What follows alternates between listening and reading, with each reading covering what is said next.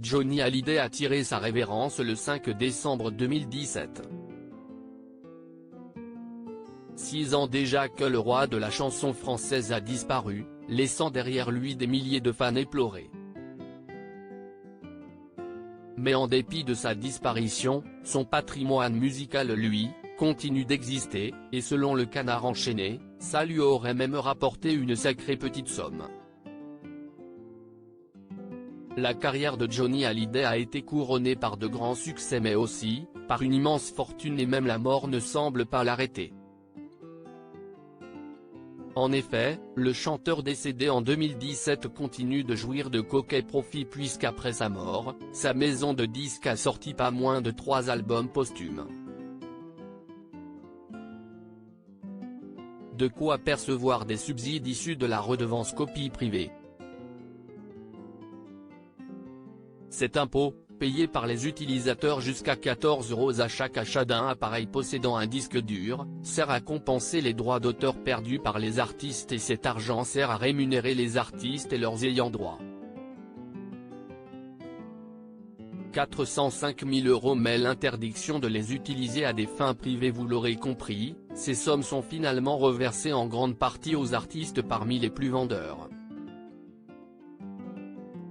D'ailleurs nos confrères du Canard enchaîné ont dévoilé que cette année les 5 budgets les plus élevés ont été attribués à Florent Pagny, Les Enfoirés, Juliette Armanet, Bernard Lavilliers et Benjamin Biolay. Quant à notre cher Johnny, il a touché entre 2019 et 2021 près de 405 000 € de subventions pour sa production musicale. Malheureusement, le journal explique que cette aide n'a pas d'utilité personnelle ou privée.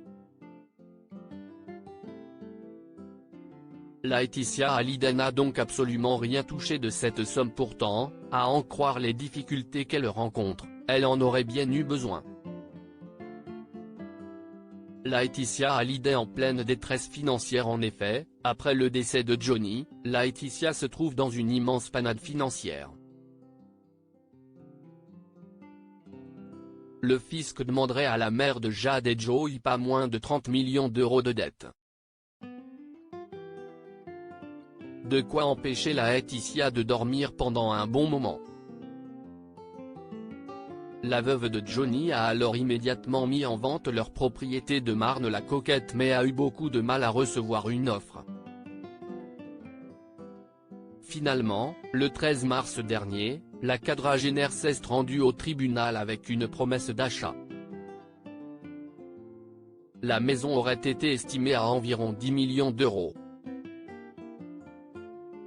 Une aubaine puisque le fisc a déjà repoussé l'échéance de remboursement 2 fois et a fixé cette dernière au 15 mai dernier.